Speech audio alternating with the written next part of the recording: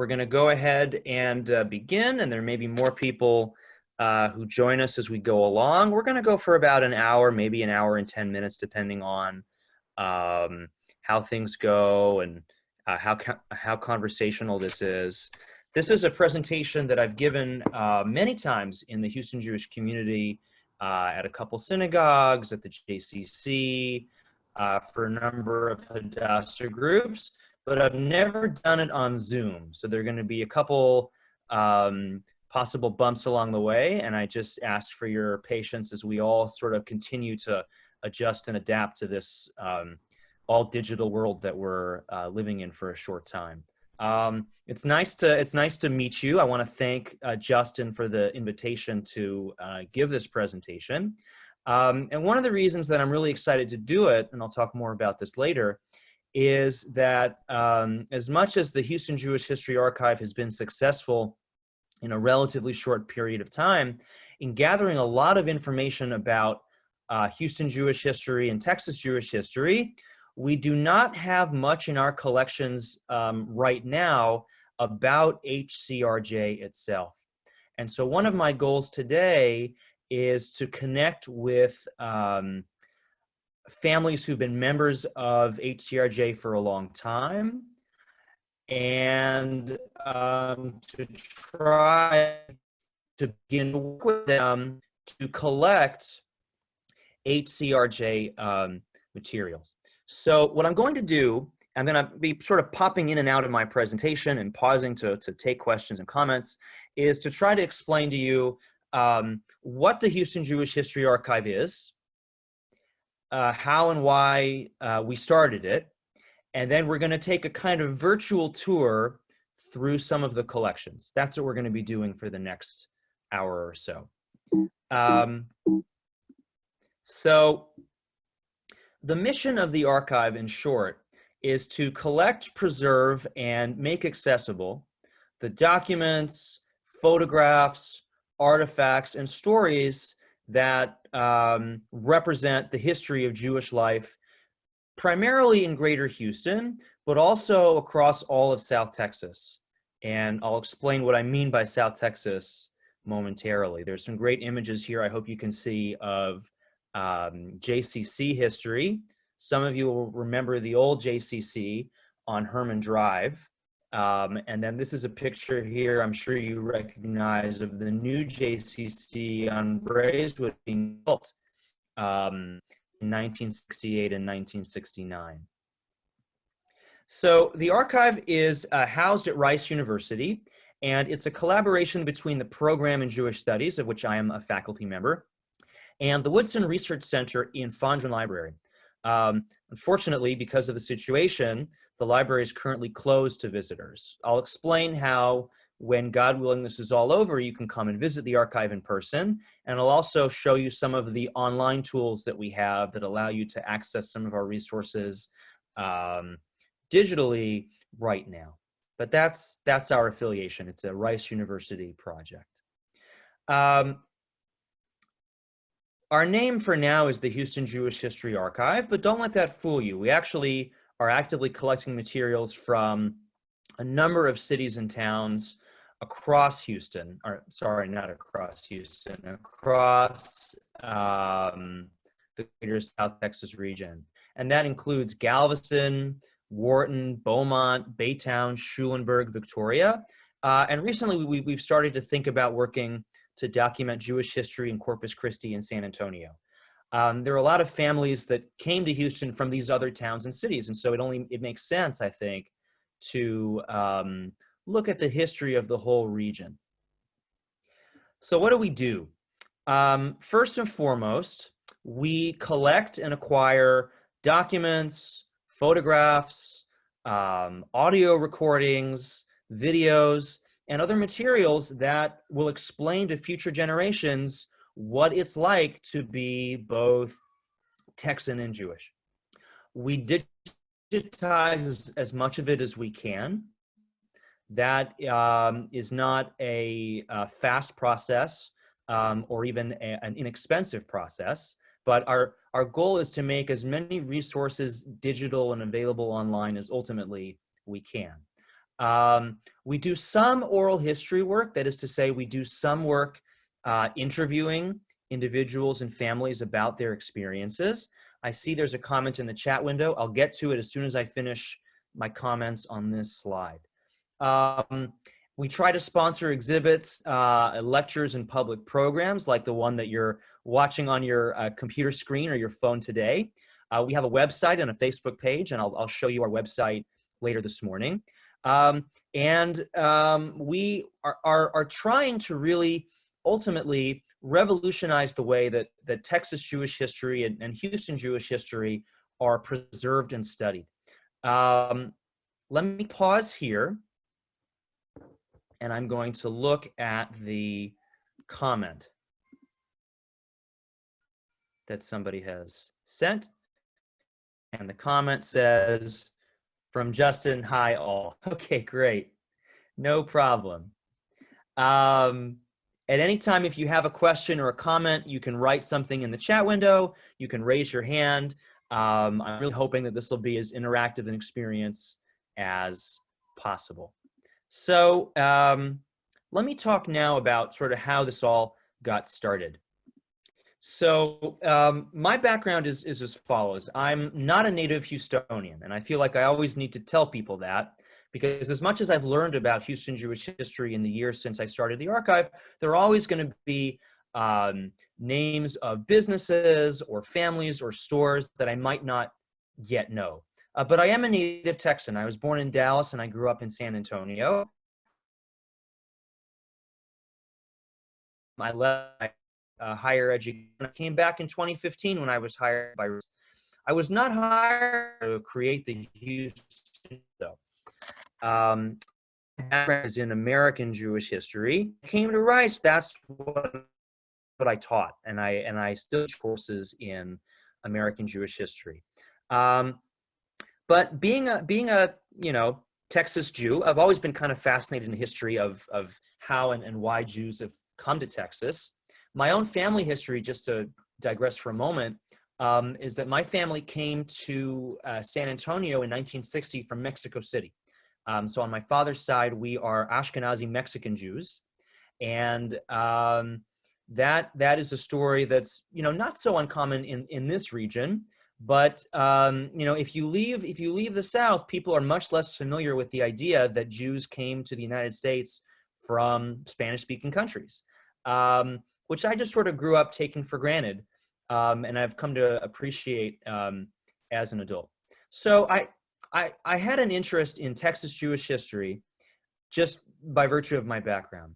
And then in about 2016, I was approached by the JCC to give a talk about some topic in Houston Jewish history. And I didn't know anything about Houston Jewish history at the time. But I had done some research as a graduate student in post-World War II American Jewish history. And so I said, okay, well, if I'm interested in learning about post-World War II Jewish history in Houston, where should I look? I should look in Meyerland.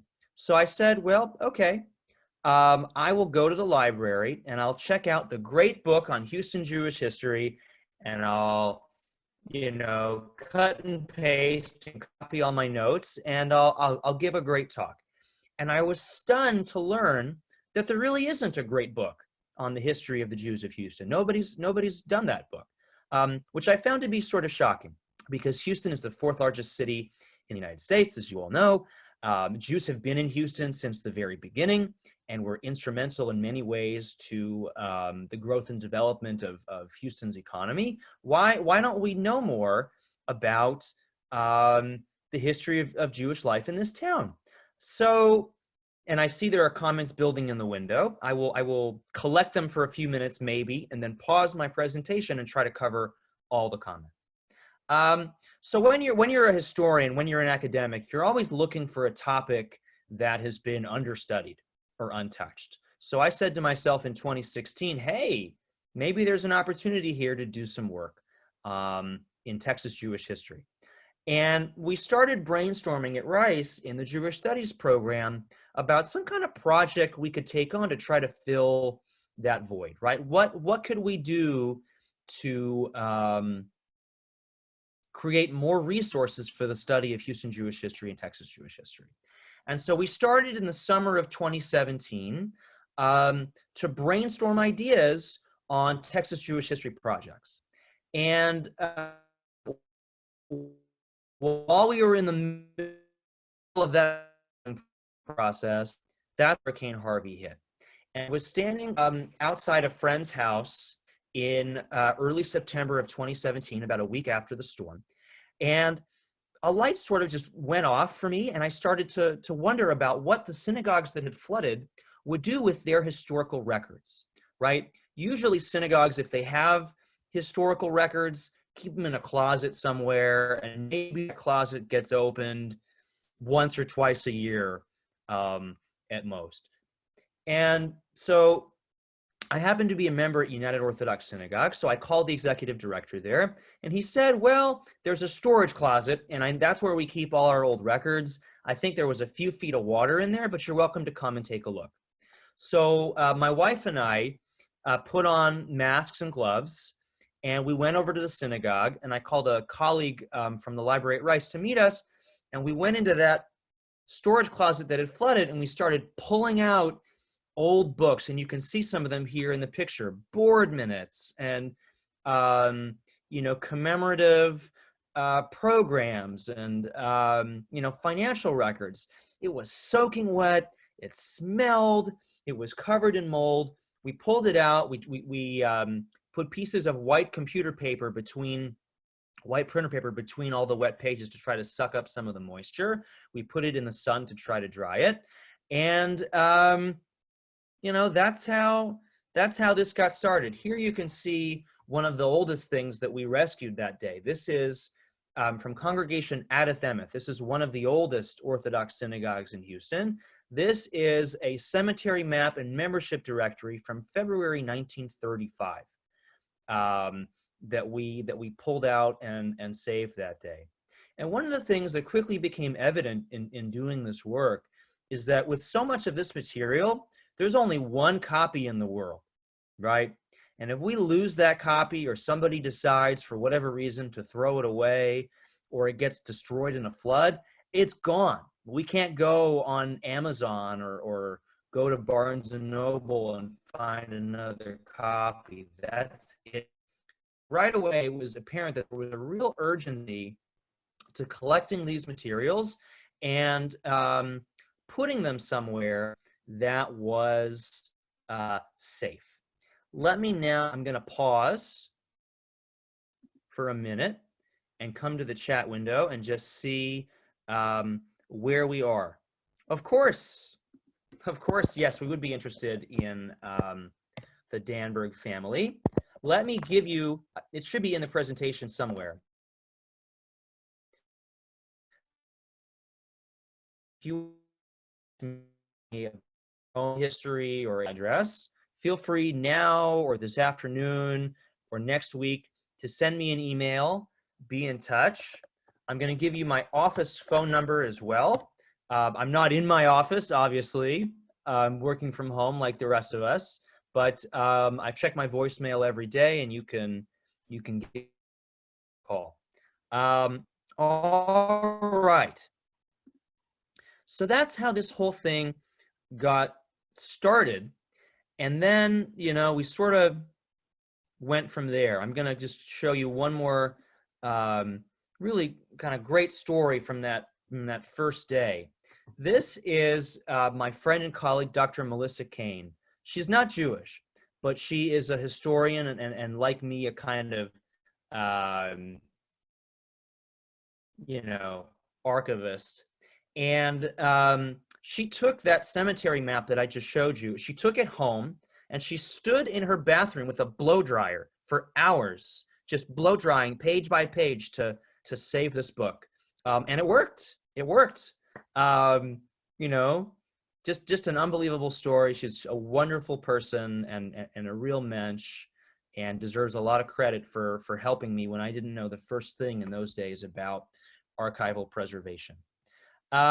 So after the work at UOS, we decided to go to Beth Yeshurun. This is what Beth Yeshurun looked like a week after Hurricane Harvey. If you've ever been there, you know they have this Stein Hall auditorium, and the floor was just covered with wet photographs, documents, invoices, statements, sermons, confirmation programs, all kinds of stuff. And we joined, there was a big committee of community volunteers, and actually Rice students came off campus to help us sort and organize and box up papers for preservation. So that was sort of the first week. And then we said, well, what else is out there? What other materials can we rescue and preserve to try to make sure that this legacy of Jewish life in Houston doesn't get destroyed, doesn't get lost? And now, it's 2.5 years later, you're going to get a sense today of just how much we've been able to do, but also how much more work there still is to do.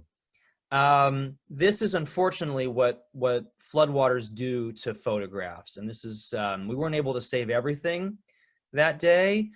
This kind of water damage, unfortunately, is irreversible, but it gives you a sense of kind of what we were dealing with in those early days, unfortunately, as we tried to recover Beth Yeshurun's historical records. So that's the origin story of the archive. That's how it got started and kind of why I do what I do. Let me give you a sense now of what it is that we look for in the archive, what we're collecting.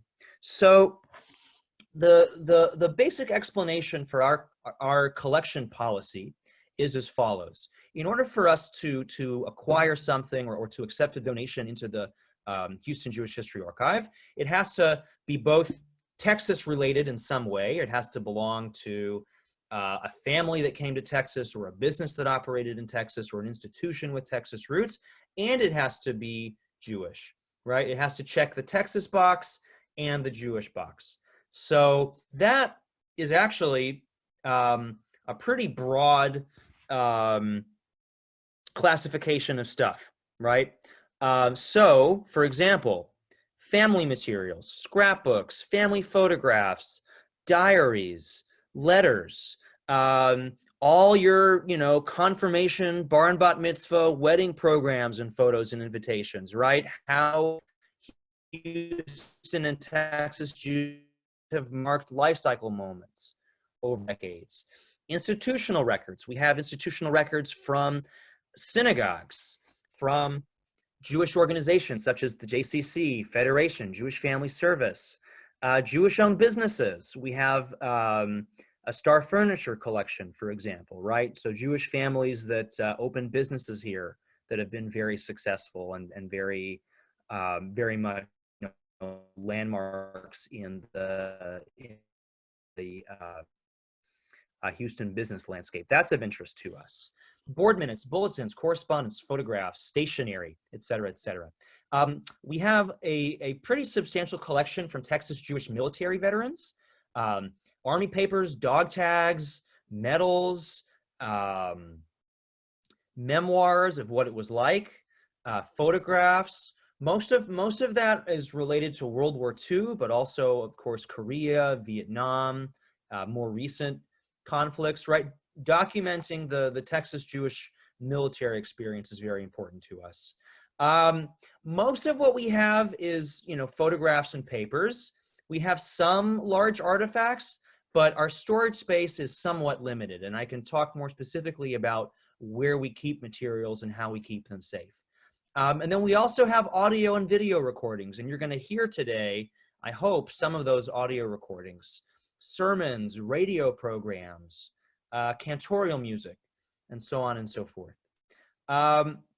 What we don't collect are, by and large, general Judaica. So, somebody has a really old Siddur, a prayer book from Poland, from, the 1890s, but there's no family name in it. There's no clear connection to Texas Jewish life. That's not something that our archive would collect, right? Or you have a first edition copy of Exodus signed by Leon Uris. That's amazing, but there's no There's no relevance to Texas Jewish history, so we wouldn't accept it into our archive. The other thing that we typically don't collect are photocopies or reproductions of things, right? We are trying to build the Smithsonian of Texas Jewish history, and you don't go to the Smithsonian to see a copy of something, right? You go to see the real thing. We have a temperature controlled secure facility, and we are, I think, ideally equipped to treat and take care of original items. But anytime that we take original items, we're always happy to make a digital copy for donors so that you get to keep a PDF or a JPEG, that is to say, a picture of something on your phone or tablet that you can share with family and friends forever. I'm going to pause here before we start our virtual tour of collections. A, to make sure that everybody's still able to hear and see me, and B, if you have any questions about what I've just covered.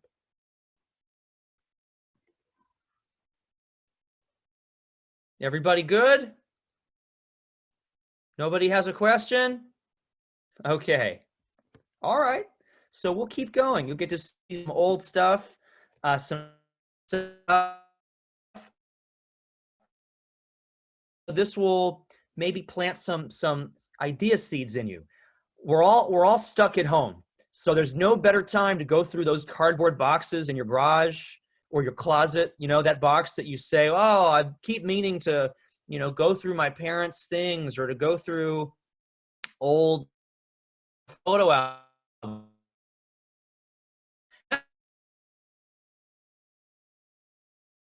This next show you examples of the kinds of things that we've managed to collect and save over the past couple years will inspire you. And I want to just say something else as preface before we jump in. A lot of the things that you're going to see are, materials from, the 40s, the 50s, and the 60s. But don't think that what's happened in the last 5-10 years isn't important history, right? Our newest project is, in real time, we are trying to collect materials about the community's response to the coronavirus pandemic. Because in 10 years, people will want to know, how did we deal with that? How did synagogues and institutions redesign their programming to go virtual? So myself and a team of students is collecting, email and video sermons and all that stuff right now. So don't think to yourself, well, we moved to Houston in 1995, so nothing that we've done is of historical interest, because that's not true. All right, don't let my selection of black and white photographs lead you to think that the last 20 years of Houston Jewish history isn't interesting or important, because it is. Okay, all right, here we go.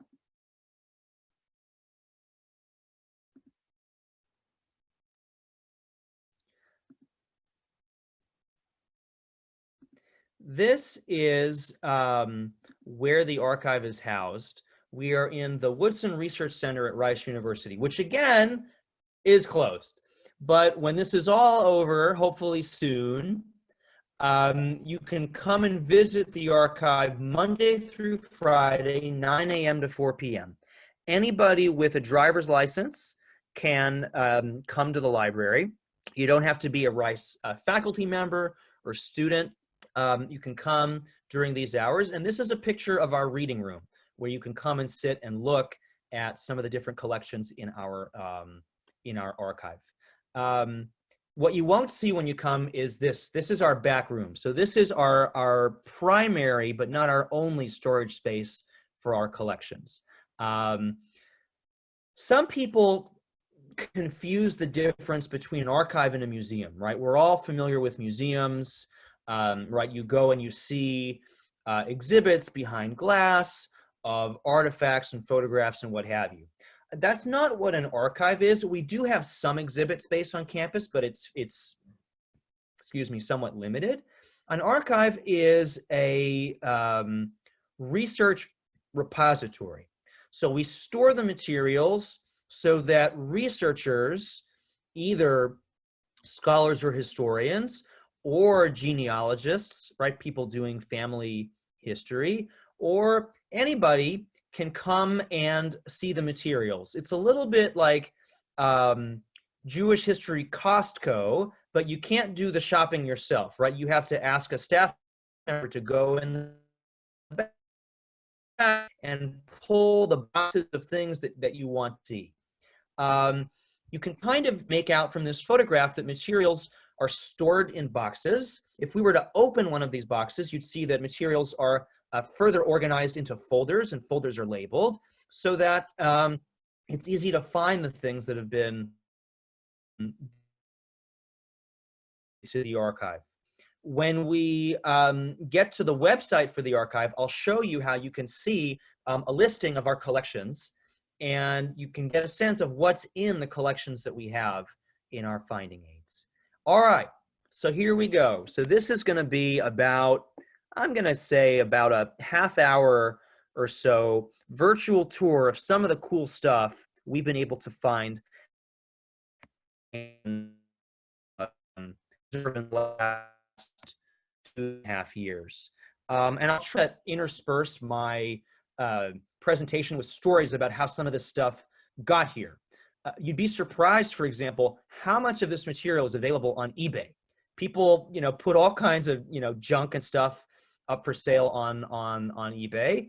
And I spend probably half an hour a day hunting for, matchbooks and restaurant menus and photographs, and, you'd be surprised. So what you're looking at here, this is an old postcard photo of the second building that Beth Israel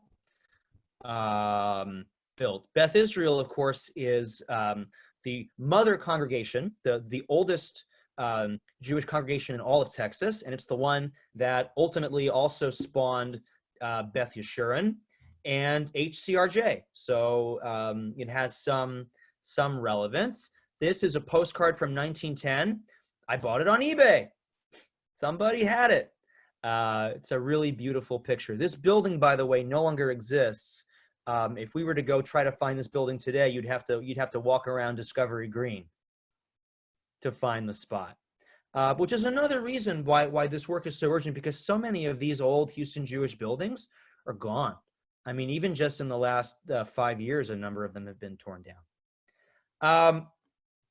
Probably the most wonderful thing that has been uncovered since we started this work is this World War II banner that you're looking at, I hope. The story of this flag is as follows. I got a Facebook message in November of 2017 from a woman that I didn't know. And she had heard in the Jewish Herald Voice and on Facebook that we were starting to collect Houston Jewish artifacts, historical artifacts at Rice.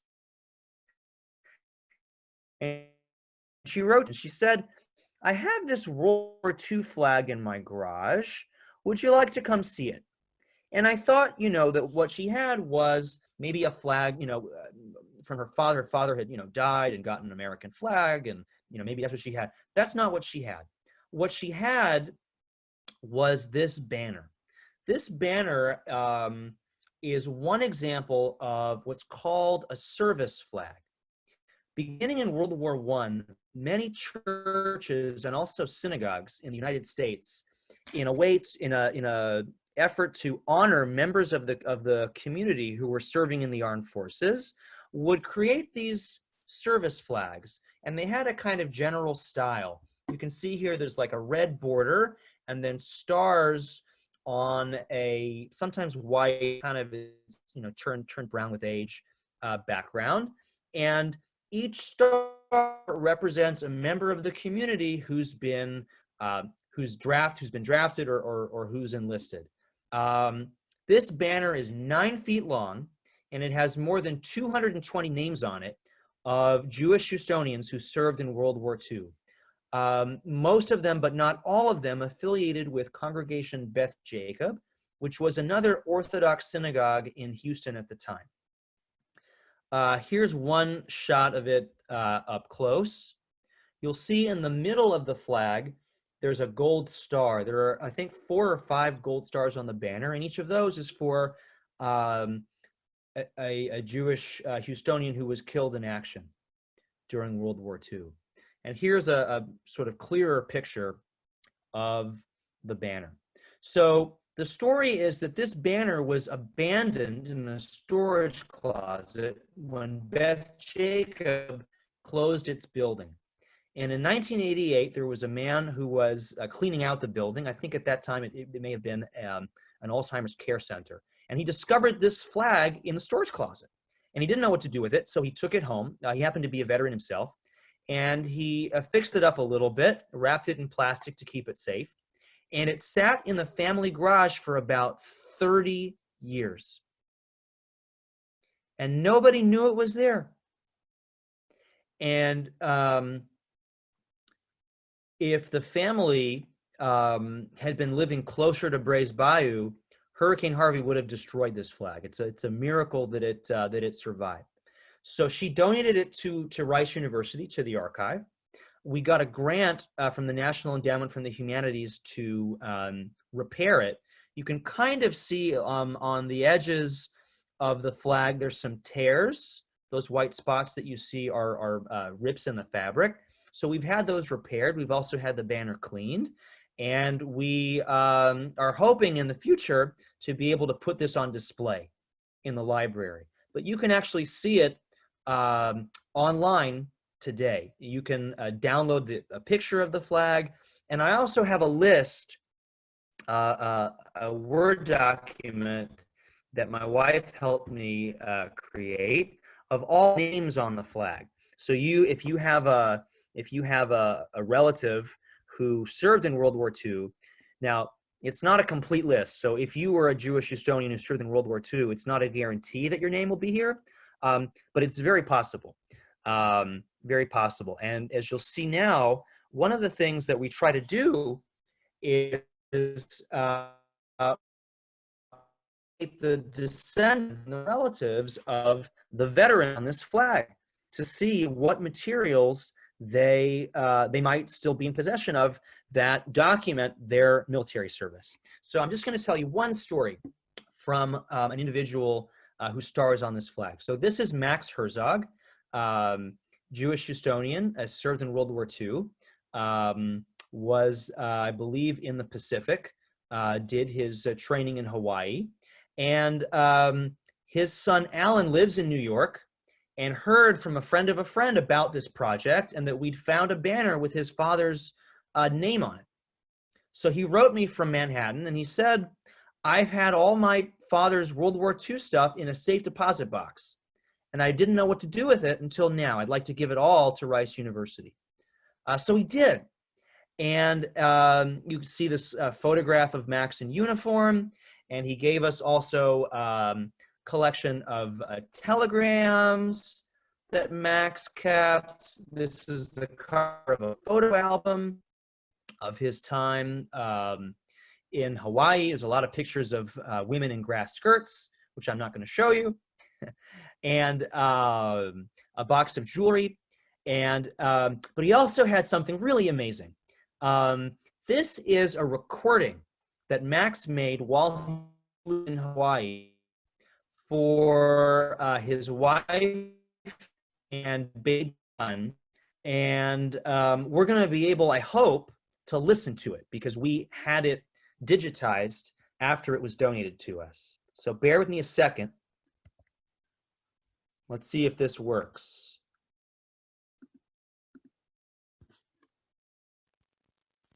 Ready?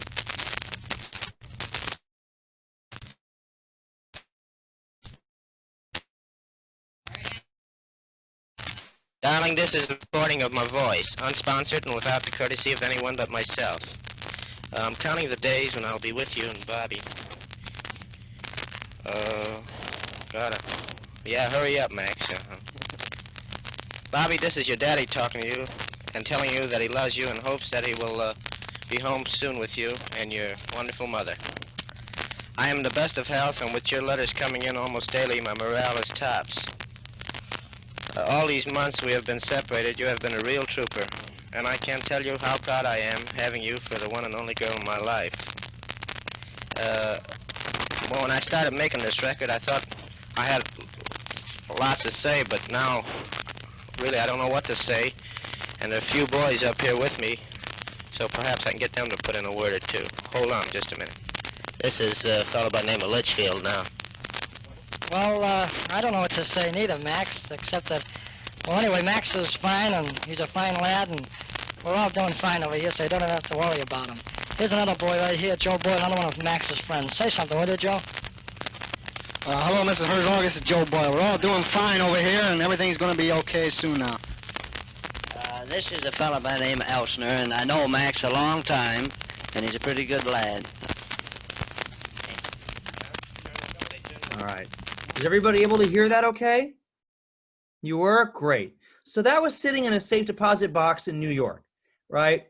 And if it's sitting in a safe deposit box in New York, nobody knows it's there. Nobody gets to hear it or listen to it.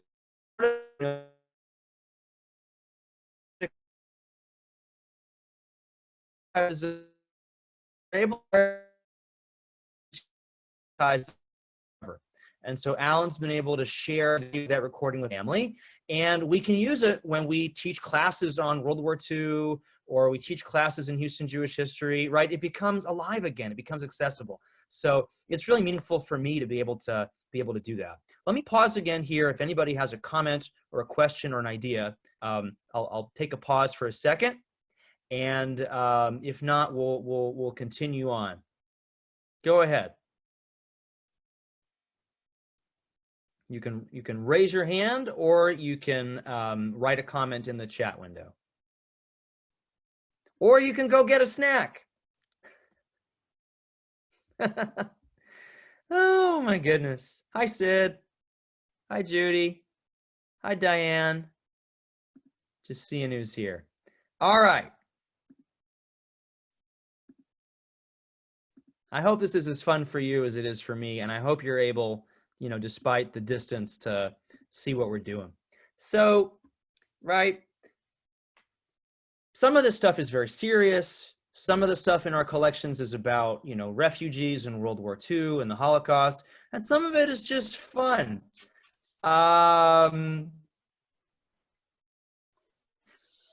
We have a collection of matchbooks from Houston Jewish delis of yesterday. Many of you, I'm sure, will remember Alfred's. We have a menu from Alfred's. This is a matchbook. Does anybody remember Kaplan's or Schwartzberg's? This is like, hey, the Riverside McGrew. Does anybody eat there? Anyone? No? That's okay. Anyway, before there was Kenny and Ziggy's. Hello.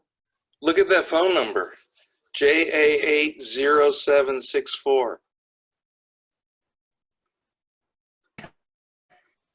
Yep, that's cool, right, for Kaplan's. 5225 Alameda, 2617 Chenevert. Of course, Alfred's had a location in the Village close to campus, and they had another location on Stella Link that some of you may remember. I teach a class at Rice on Jewish food, so I love being able to kind of do this local angle. Right, so even something that it seems as trivial as a matchbook, right? That's history, right? An address, a phone number. It's fun. It's not all as serious and heavy as, you know, soldiers in World War II, and I wanted to make sure that everybody gets to understand that. So when your job is to tell the story of Houston Jewish life, you end up touching on almost every imaginable subject. And one of them is youth, right? What's it like to grow up, be a Jewish kid in Houston in the 40s, 50s, 60s, 70s, 80s, whatever. So one of the collections that we put a lot of effort to is a BBYO collection. So we have a bunch of old, you know, BBYO group photos. This is my favorite. So this is the one I picked for the slideshow. And you see with it here, this is a Houston Jewish Youth Directory from 1957, from BBG 63. So In the years before, dating apps, when you meet people online, this had everyone's phone number in it. So you want to ask a girl out, you you find her name in the Houston Jewish Youth phone book, and you'd call her up. So we have a pretty neat BBYO collection, but it's not complete. So if you were in, BBG or AZA and you have photographs or programs or yearbooks that you kept, let me know. We might need it. This came from a woman who now lives outside of Austin. She actually kept her convention flag, and she mailed it into us. She was in Gus Buck BBG, and so this is in the archive. So, that was kind of a fun find, and glad that she hung on to that one. All right. I don't know if any of you remember San Jacinto High School, or if any of you attended San Jacinto High School. Seeing some people maybe nodding. But from about the 30s into the late 50s, if you were a Jewish teenager in Houston, chances are this is where you went to high school. This is before, Bel Air, before Emory Weiner. This was a high school. It was adjacent to the old Beth Israel. Many of you will know that old Beth Israel building at Austin and Holman. So San Jacinto High School was sort of adjacent to it. Today, it's part of the HCC system. So we collect a lot of San Jacinto High School materials, yearbooks, photographs, diplomas. If anybody, or if you know anybody who went to Sanjac, we want to talk to them. There were so many Jewish students at San Jacinto. At one point, it was known as San Jacinto, by the way. This is one of my favorite photographs from the San Jacinto years. This is the 1961 high school girls city championship rifle team from San Jacinto. And at least 4 of the girls in this photo are Jewish. Any of you who know Janice Zients, Janice Gerber, that's her in the back row in the middle, holding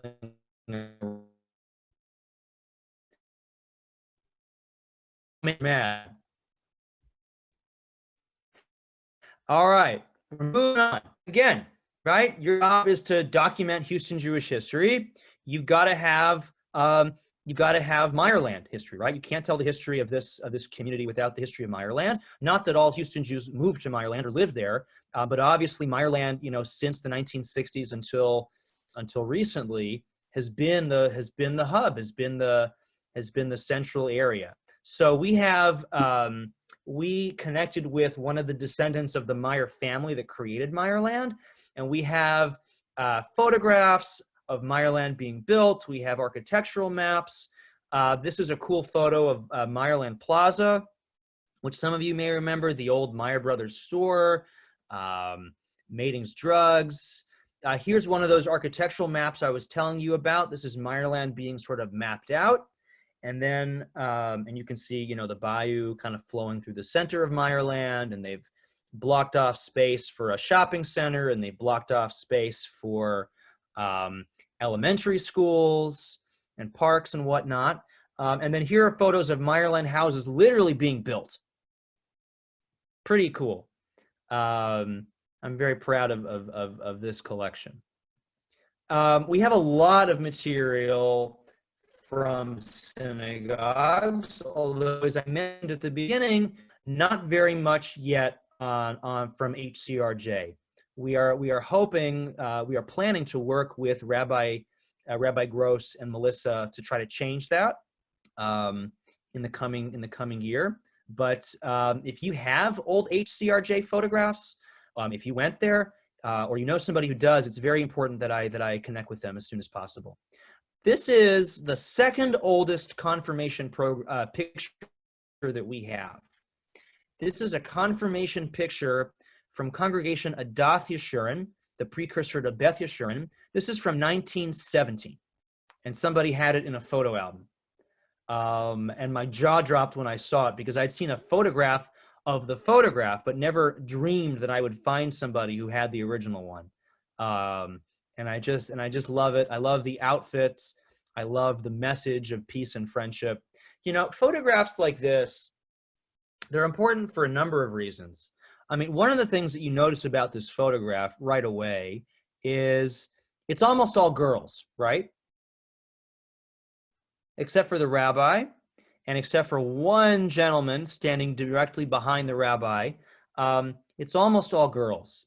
So Jewish education in 1917 was seen as a thing that girls did, right?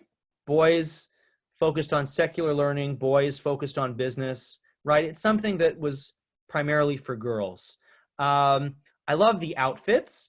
I also love the synagogue architecture in the background. And a lot of people lose sight of this. But when you're a historian and you want to know, what did a building look like, right? What did the bima look like? And the building's gone. One of the few ways that people ever took pictures inside a synagogue was Confirmation Day. So we really place a lot of value on these confirmation and wedding photographs, especially older ones, because the buildings are no longer there. And the only way that we can recapture what it looked like inside is by these photographs. So they're really important. Let me get to the end of the synagogue section, and I'll see there's a comment in the chat window. And if you have comments as I'm going through, please do write them. Please do write them in the chat window. Here's a picture of the grass being planted in front of Emmanuel in 1949 as they were putting the finishing touches on the building. This is a photograph that was actually taken by Kay Marvin's. Somebody had it and donated it to us. Photographs are great, but we also collect documents, annual reports. Here's the annual report from Beth Israel from 1944. This, I don't have time to get into why this is such an important annual report, but it is. It is the annual report that gave rise to Emmanuel when Emmanuel broke off from Beth Israel, which is a story for another day. And about a decade later, HCRJ would be formed as in part a reaction to other things that Beth Israel was doing. So synagogue, you know, if you kept your meeting notes or your notes from the annual report from 30 years ago, it's pretty important. It's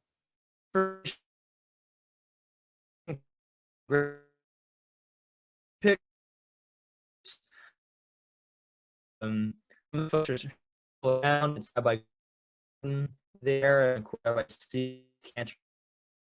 So again, it's not ancient history, but still very important. And then, you know, the rabbis, the great rabbis in Houston Jewish history. I don't know if any of you grew up with or grew up at Beth Israel or remember Rabbi Shachtel. We have a collection of Rabbi Shachtel's books and papers and sermons, and we even have a few recordings of him. I'm just going to play a short snippet of a radio program that Rabbi Shachtel did, and we actually were able to acquire and digitize the original recording. So I'm going to try to just play a snippet of it for you.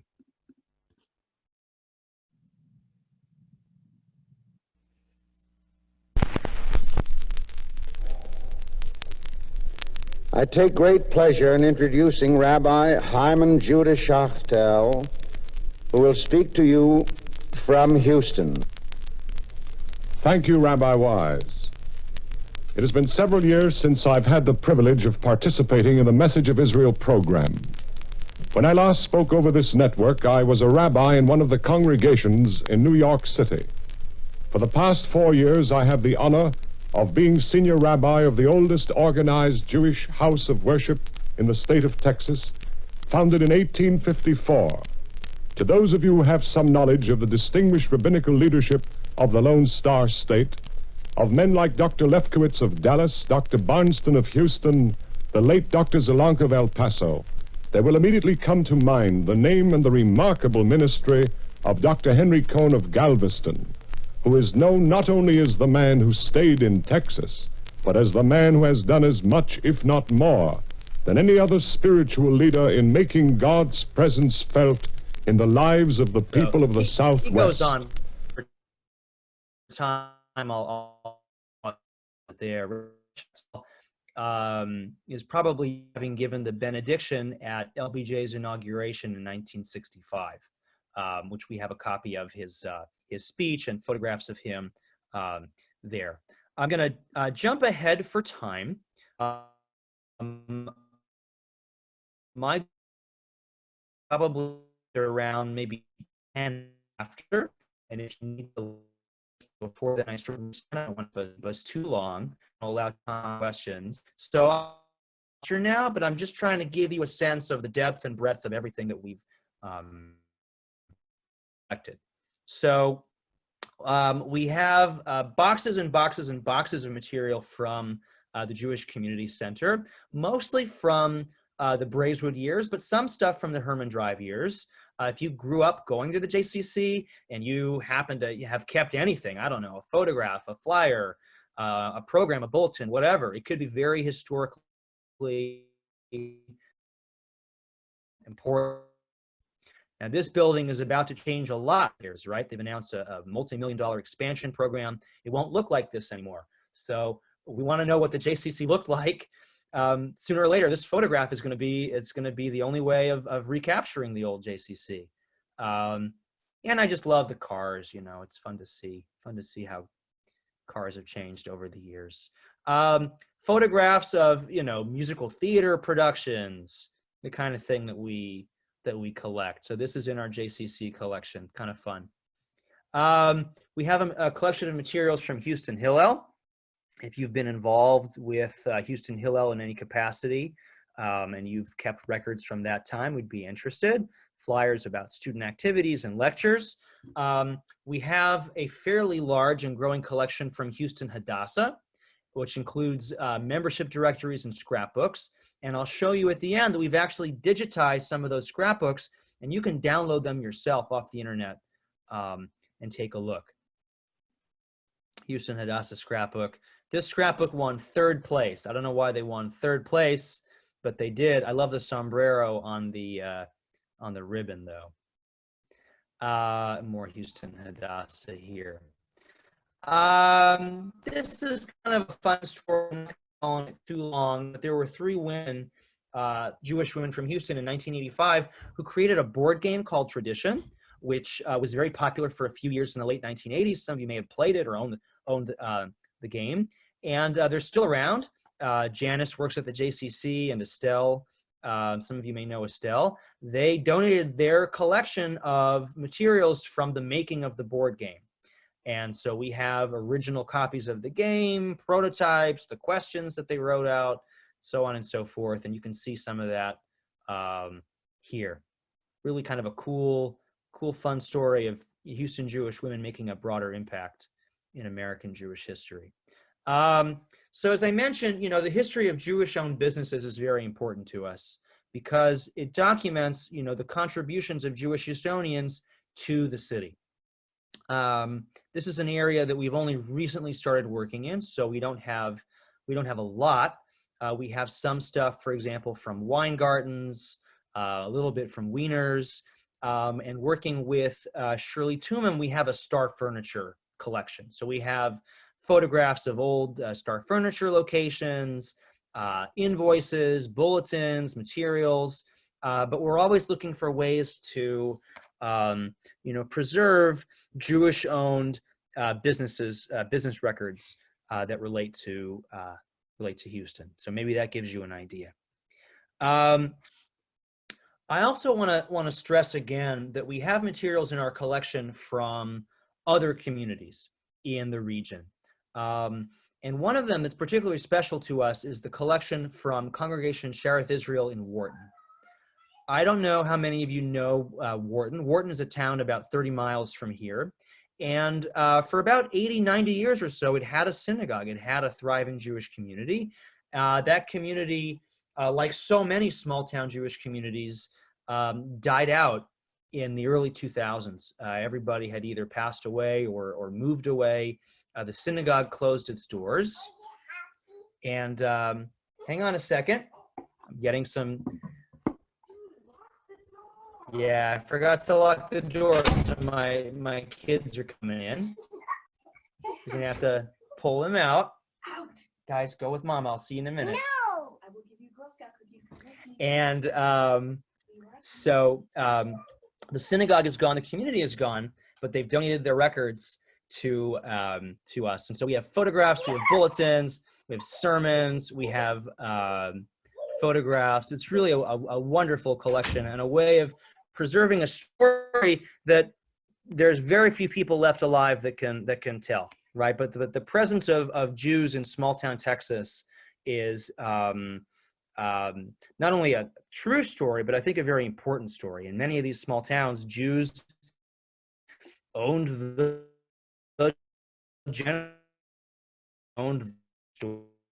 they owned the grocery stores. So it's a very important part of it we can't afford to lose. You can see materials from that we've collected, and we have more. We're always looking for more from Beaumont.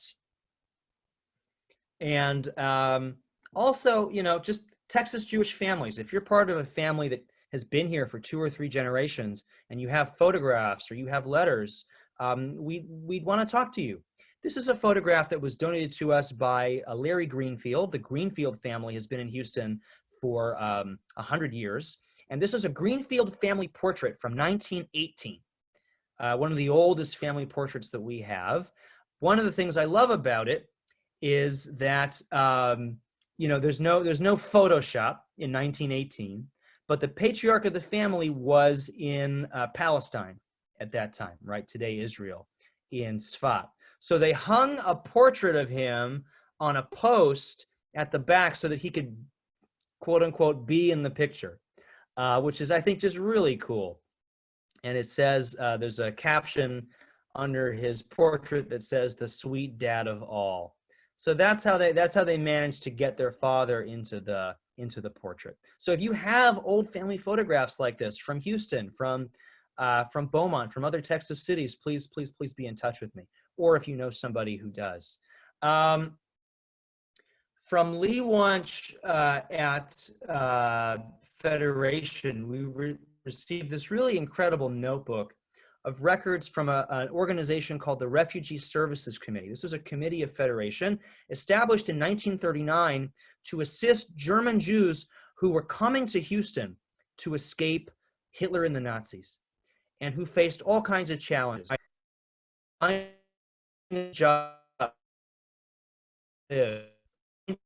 Transportation, getting over. The Houston Jewish community story. Now we can, because we have this notebook, and you can see here some of the names of the people who were on this committee, and in many ways, it's a who's who of Houston Jewish families at the time, including the Greenfield family that I just mentioned, and many women also, which is great because women's histories are not always well preserved from those years. So I think what I'm going to do, because of time, is I'm going to stop my presentation there and see if anybody has a comment or a question. So there's a question from Diane about Temple Sinai, and the answer is no, we have not. We haven't yet, but we'd like to. There are 2 synagogues in the Houston area that have their own archives. One is Beth Israel, and the other is Emmanuel. Other synagogues, to my knowledge, don't have any kind of formal archive collection or a staff member or a volunteer in charge of collecting historical materials. Now, we have a lot of materials from Beth Israel and Emmanuel, either that Emmanuel or Beth Israel has donated to us because they have duplicates, or because people who grew up in those congregations have donated things to us. But there are huge gaps in our collection, especially from West Houston. We do have some material from Beth Am and Orami, but we don't have from Temple Sinai. And we don't have much from, say, the Woodlands, from, you know, those kind of more recent from Humble, right? So that's kind of where we need to go. We also could do a better job of documenting Sephardi Jewish life in the city, right? There are a lot of small Sephardic congregations, Beth Rambam and Torah V'Chesed, et cetera, et cetera. You know, it's funny, when I was starting this work, I met with an older couple and I was explaining to them what we were doing and what the kinds of things we were collecting. And the woman said to me, well, I can't wait to come see it when you've finished. And I said, ma'am, it'll never be finished, right? The work of collecting Houston Jewish history will continue forever. So we're never done. We're always collecting. Obviously, right now, our efforts to collect are hampered by the fact that we're all kind of sheltering in place. But if we can begin to identify collections and to talk to people who have things, then when life begins to open up again, we can start to collect these materials that we've identified. We're also thinking about how in this Zoom world that we're all in, we can start to do oral history interviews on Zoom with folks who are home and safe and have a lot of time on their hands. How do we preserve these Zoom meetings in a way that's archival quality? How do we make sure that internet connections don't go out? These are all problems that we're working on. Is there another comment or question that somebody had? You can always reach out to me privately by email or phone as well. Let me show you our website, okay? So here we are. This is our website. You go to jewishstudies.rice.edu, then archive tab here, and it takes you to our website. Our website is a little bit of a work in progress, but it gives you a sense of who we are, what we do, the kinds of things that we collect, and so on and so forth. So, excuse me, if you want to know what's in the archive, click on this LibGuide button here. And I can, by the way, I can send this link to Justin later today, and he can email it out to the congregation. So here's the landing page for our listing of collections. It also has my contact information. And here you can see how collections are organized by topic. So you're looking to see if a particular individual or family has donated records. Search here alphabetically. So we have an Askenaz family collection. Some of you may know Susie and David Askenaz. David's father, Reuben Askenaz, was a very important leader in the Jewish community in the 50s and 60s. Shirley Barish, the Barish family, many of you I'm sure knew Shirley. We have from Marvin and David a wonderful collection of Shirley's papers from her teaching career.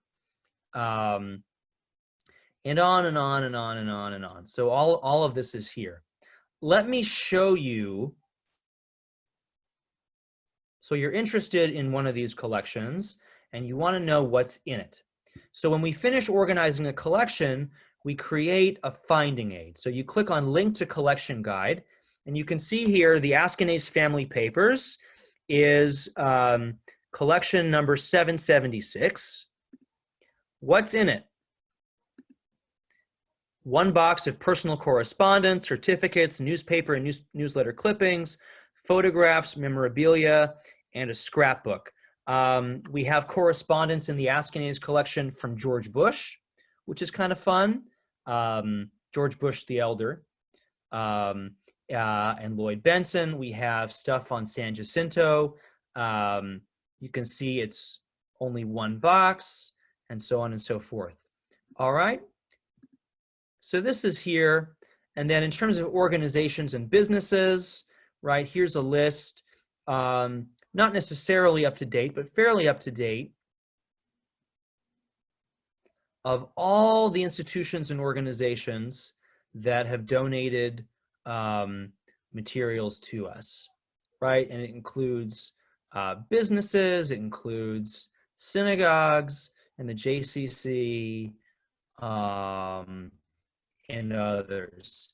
If the collection guide isn't finished yet, then it may not be here. So this is not necessarily a complete list. But again, it gives you an idea. So here you can see we have a Beth Am or Ami collection, Beth Israel, Beth Jacob Galveston, Beth Yeshurun, Knesset Israel in Baytown. We don't have a finding aid finished yet, and so on and so forth. So as I said, this isn't a completely up-to-date listing, but it gives you an idea of some of the things that are here. Finally, by way of concluding, I want to show you one more thing. Let's see, where is it? Safari. Here. We have started to make some of this material available online so that you can actually go to this link, and I'll download for yourself material. The large collection in our archive is the records of Congregation Beth Yeshurun. Why is it the largest? Because Beth Yeshurun is the second oldest congregation in Houston, and they've donated almost all of their historical records to us. So that's why it's the largest. So we have, for example, a scrapbook from the founding of Beth Yeshurun. And we've digitized it, and you can go to this link and view it. So it's going to take a little while to download because I'm talking to you on Zoom and trying to download a file, but you get the idea. And there are materials here from Beth Yeshurun, from Houston Hadassah, and there's also, this is kind of neat, this is a directory of Jewish organizations in Houston in 1937 that was collected by the Jewish Herald Voice. Unfortunately, as you'll see, I hope, somebody took a scissors to it. So there's some holes. There's some holes in it. So it's not quite complete, but you get the idea. Let me see if I can already download. I have to waste buses time. Bear with me, guys. Let's see. Here we go. All right. Zoom.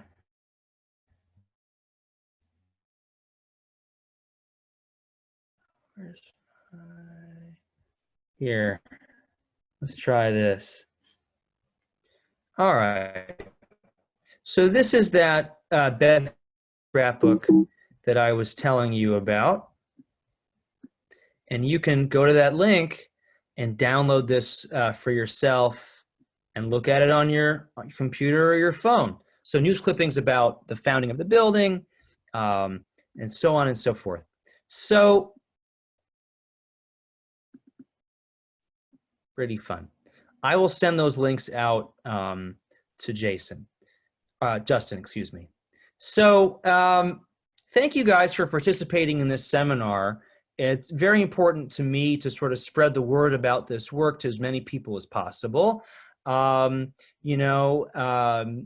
just identifying collections that we can go and get as soon as life returns to normal is very important. If there's somebody who was not a part of this presentation but you think should really know about this work, I'd be very appreciative if you could connect us. And as I said, I know that Rabbi Gross and Melissa and I are all very interested in working very soon on an HCRJ collection. So hopefully when we reconnect, we'll have some HCRJ history to look at together. Please feel free to reach out to me on the phone or by email or on Zoom if you have a comment or a question or an idea. And I want to thank you very much for your time. I hope you enjoyed the presentation.